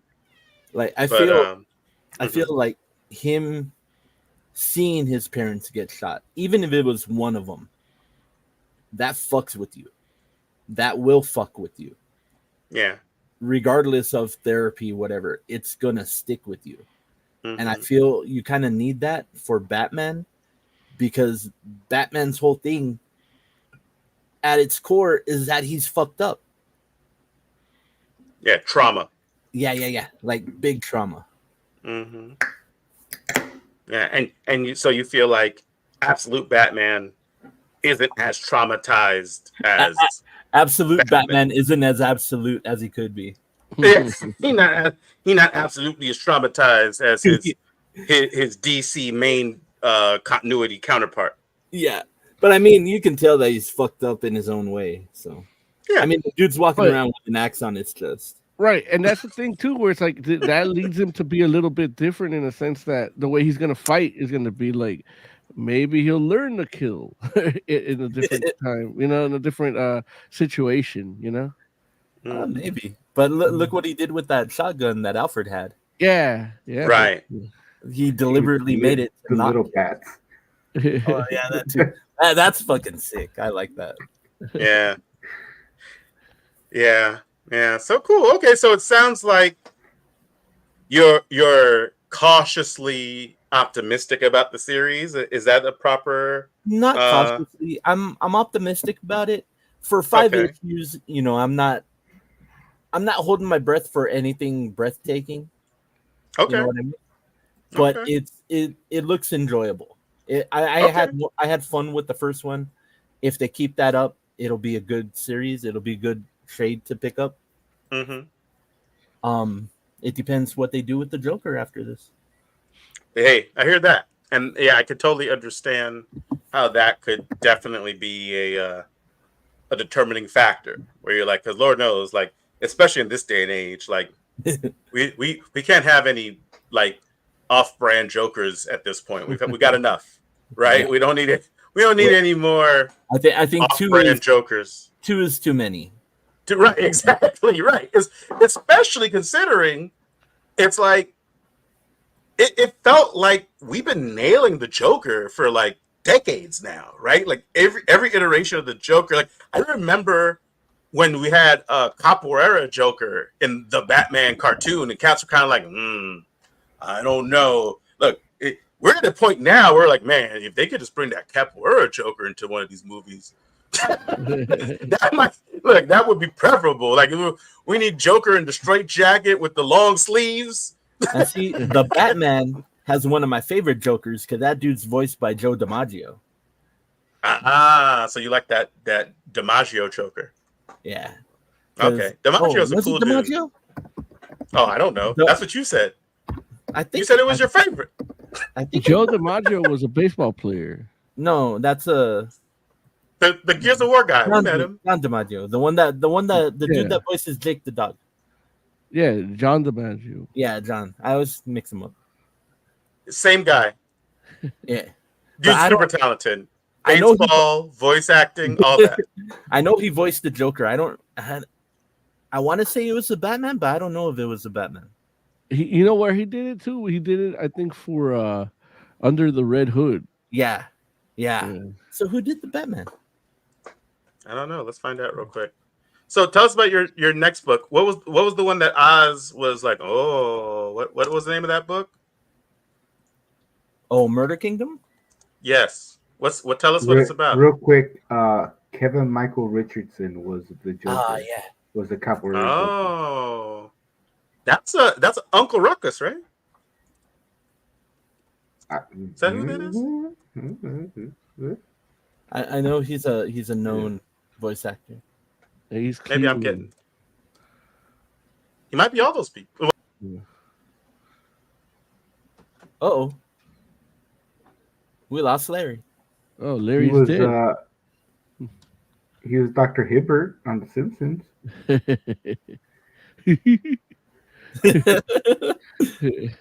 You gotta get that Cosby laugh. Yeah. Yeah.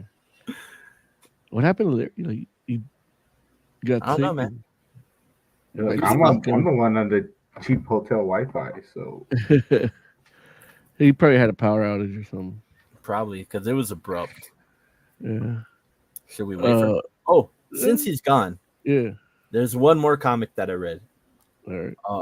Hard style juice. Hard style juice. What? Hard. Oh, okay, he's back. Okay, go back to Murder Kingdom. I'll talk about it after. Oh, wait, what I missed? We'll talk about the Jews later. Whoa, wait a minute. Or maybe not. Jesus, come on now. Go ahead, please. Murder Kingdom. Murder Kingdom is, oh man, how do I describe it? It's a story taking place in a Disney-like theme park, but they're trying real hard not to reference anything from the Oswald Corporation. Okay. So, and then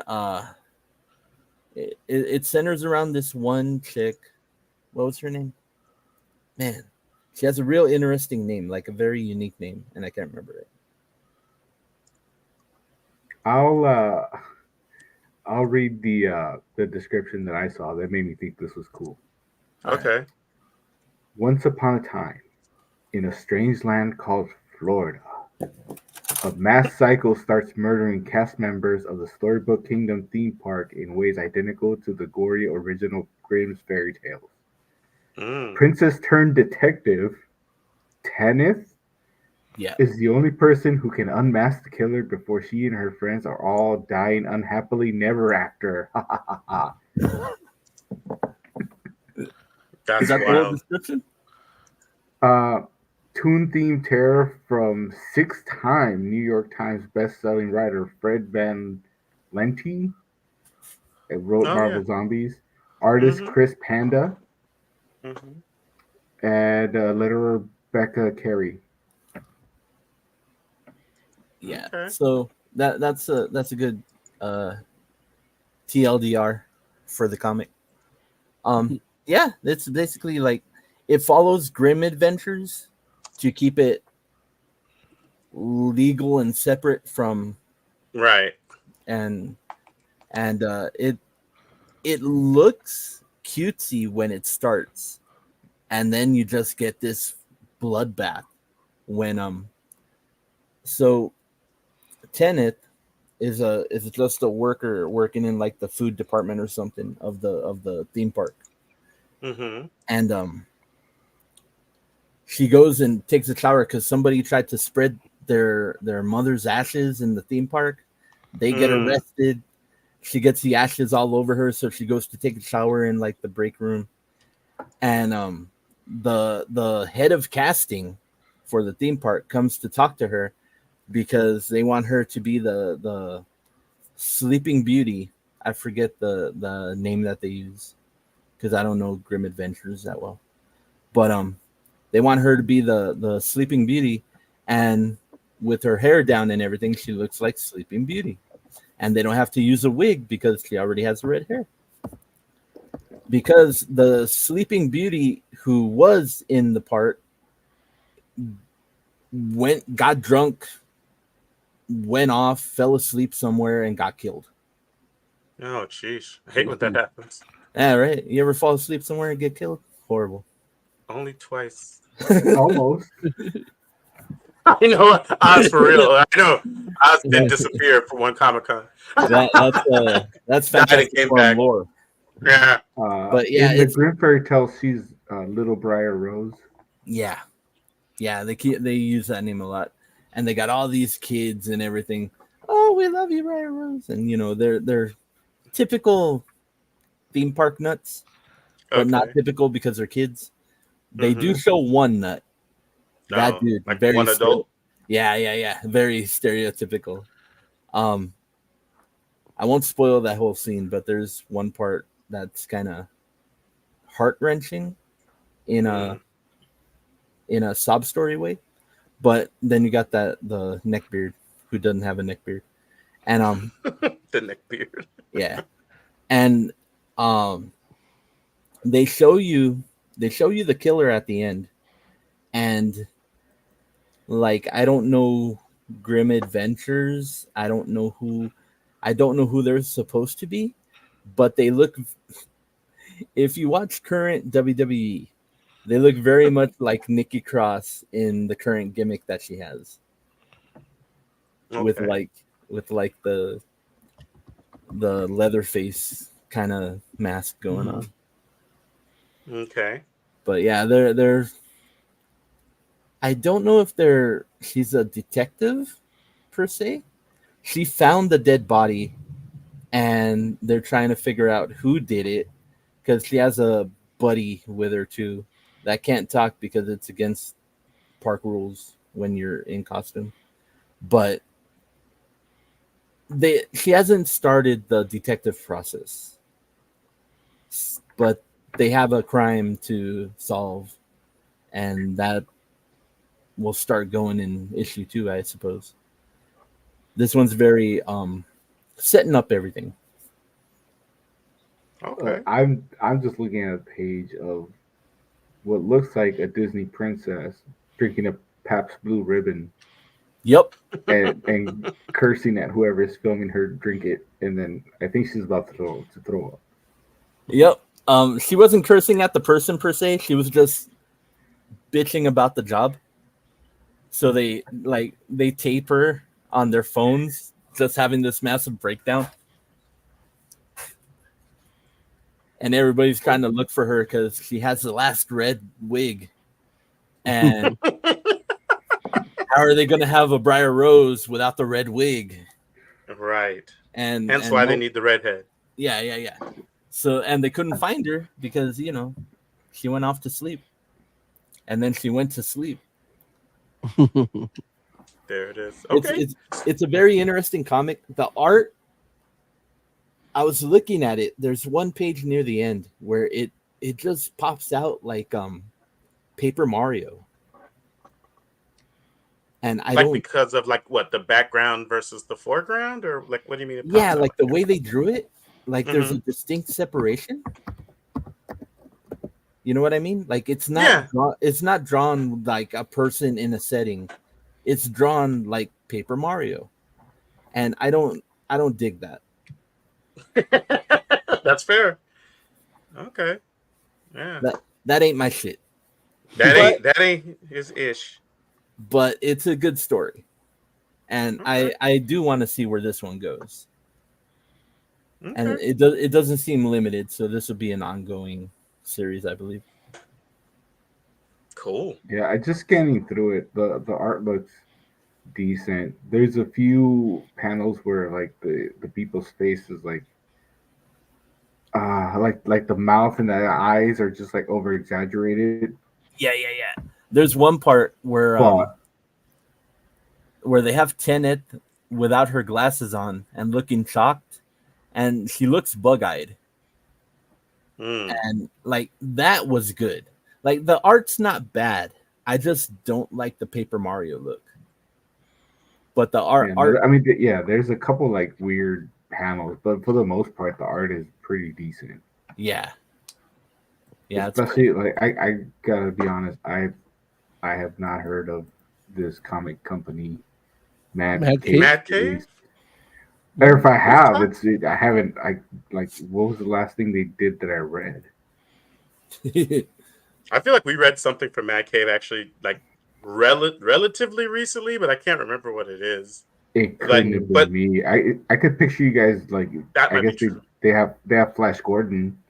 Mhm. You guys might have read I that, but I thought don't IDW remember. had Flash Gordon. Nah, I mean, isn't Action Man? Flash Gordon isn't it was public domain. public now. domain? Yeah. Yeah, I was about to say, like I feel like anybody can use Flash Gordon. Yeah, I'm I- looking at other books. I haven't read any of these books. Okay. Yeah, But maybe yeah, we read it at It's a a time good. when you weren't around. It's a good comic. I'd give it a 4. I'm gonna try to keep up on this just to see. You know, it might lose me into who knows.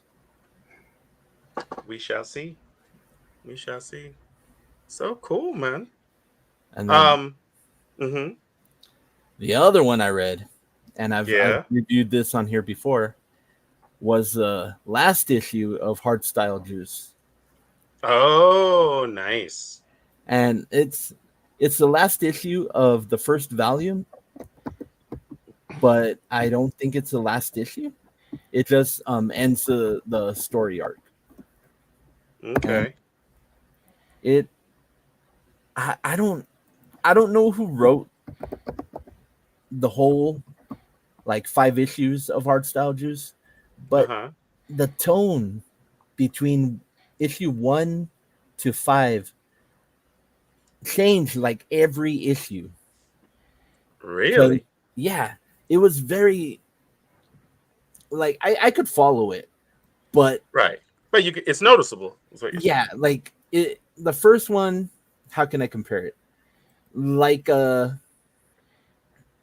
a sitcom, like a primetime show, I guess. Like it had a certain tone. Everything was in English. Once you get to issue 5, it's very Spanglish. saying. It's very like the father of the main character is very mija and everything, you know, very Mexican American. And in the first issue, he's not like that.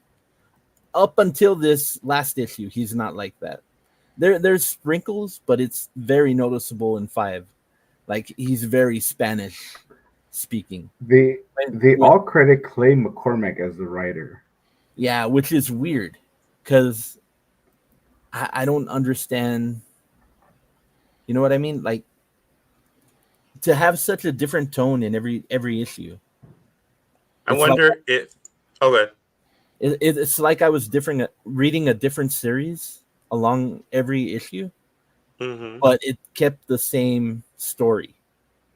Well, now they all credit Clay McCormack as the writer, but the artist Ricardo Ortiz is also credited as a co-creator. So I wonder if each Yeah, issue he started giving more input and Yeah. that's helping what I was out. gonna say. Like that very well might be, he's like, hey, like if you really wanted to sound like Latinos, you need to do this.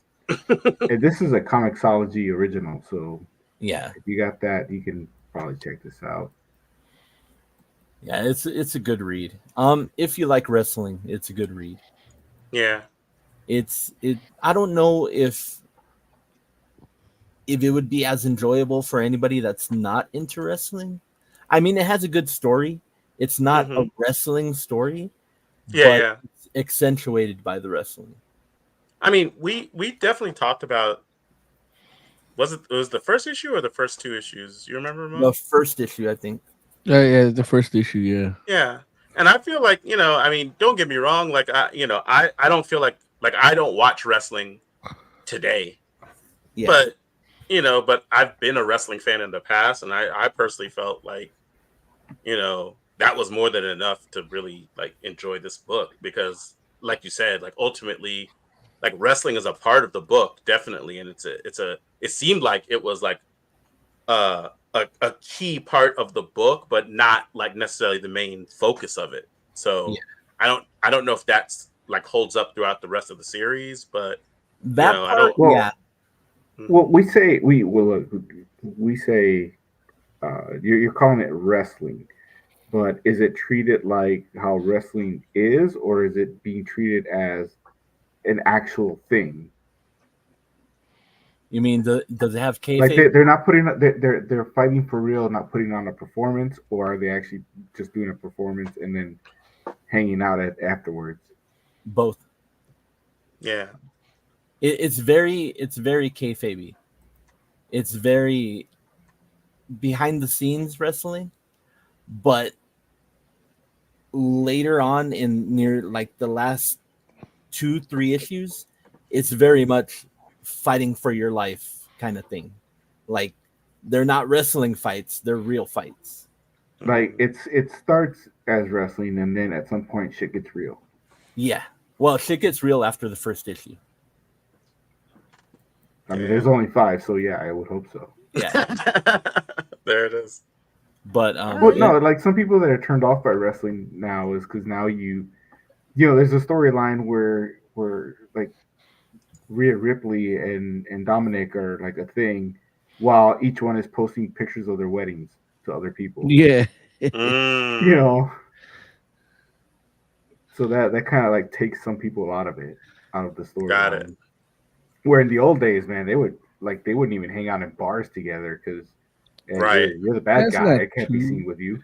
Hacksaw Jim Duggan and and Iron Sheik. Irish Sheik got caught smoking weed together. Doing coke. Look, the operative word is got caught. They're like, oh, how could they be smoking together? You're enemies. No, they You know? got pulled over. Yeah. Yeah. Look, They weed got brings pulled people over. together of all types. But There it yeah, is. overall, it's a good series. For the weird tone changes that it has, the 5th issue is probably the best written. Okay. Oh, that's good though. Like they go out with a bang. Yeah, and it sets up for. It's very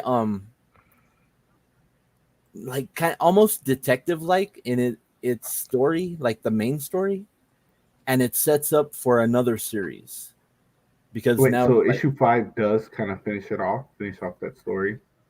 issue 5 finishes off the story arc, but it sets up for a new story. Okay. So like everything kind of gets tied up. Like, oh, it was the father or the dude, the other promoter, and whatever. But it turns out no, there's other shit going on too, and you're gonna have to find out in the next series. Okay. Oh, there you go. What does it all mean? Whose side are What they? does it all mean? Who did it? Whose side is Sting on? All Oh, right, shit. cool, man. Issue 5 is actually titled The Finish. Yeah. Okay. Question mark? No, the finish? Nah, it's a statement. It's telling you. Yeah, but it should be a question mark. No. So, okay, cool. Gents, you all ready to get out of here? Yeah. Okay, let's do it. El Hecht, my tortilla brother. Yes. Give me some final thoughts, friend. Yeah, there's a lot of good comics coming out. I'm gonna read some. Amen. I'm gonna talk about it next week if I am around. Assuming I I don't love end it. up in any hospitals or anything again, I should be here. Oh, that's not gonna happen, Hecht. Look, we messing around. We're not gonna put that bad juju on you. Oh, Look, okay. Look, are you making those changes, Hector? Or did somebody else do that? Oh, no, I did that. I'm like, what the hell does this mean? Oh, I Oh, you made him a like circle. it. I'm not mad at it. I Look, was just I'm a fungible coin. Now he's shaped like a tortilla too. All there right. it is. Finally. All right. Oscore, give me some final thoughts. Oh, look, there's Oz in the bubble. It's- Oh, I gotta center myself. Yeah, No, center you're- yourself. New studio is a lot more work than I thought. So Yeah. we'll see when that happens. And there was a Loot Crate box sent to me What? 2 or 3 weeks ago, and because I forwarded the mail from my old address, it's going up and down between Iowa and Illinois. Like it's literally been going back and forth for the last 2 weeks. I And it's mean, been interesting to don't- watch it. Didn't you just move like a few miles away? I changed the address a week before it shipped, thinking that would be enough, but Loot Crate, because they're such a stellar company, shipped it to the old address anyway. And for reasons that it would take too long to explain now, the forwarding address we used is not the actual address. It's like a PO box, but not a PO box. It's weird. I can Got tell you it. later. But Yeah. yeah, it's been bouncing back and forth between distribution centers all over the country at this point. That's And so crazy. look, the studio's not gonna be ready for at least another 2 or 3 weeks. So we'll see when I get it. Okay. Moses Magnum, final thoughts. Go Dodgers. They just won 8-0. Oh, wow. Yeah. So What game was that? there's game 3. Damn. So they're Yeah. 2-1 now. Yeah. Yeah. Go so- blue. Black. Go black. Yeah. That's why you never go back. Yeah. It'd be good for them to win a real World Series. Not Yeah, it's like, about not Wow. that fake one they got a couple years Right. ago. For the entire Fantastic Forum, thank you so much for hanging out with us. We do appreciate you. We will be back next week. Until then, go ahead and like, subscribe, hit the bell notification, talk to us about what you want to see. Tell us what you don't want to see. We'll take it into consideration. But until then, we are the Fantastic Forum. Good night.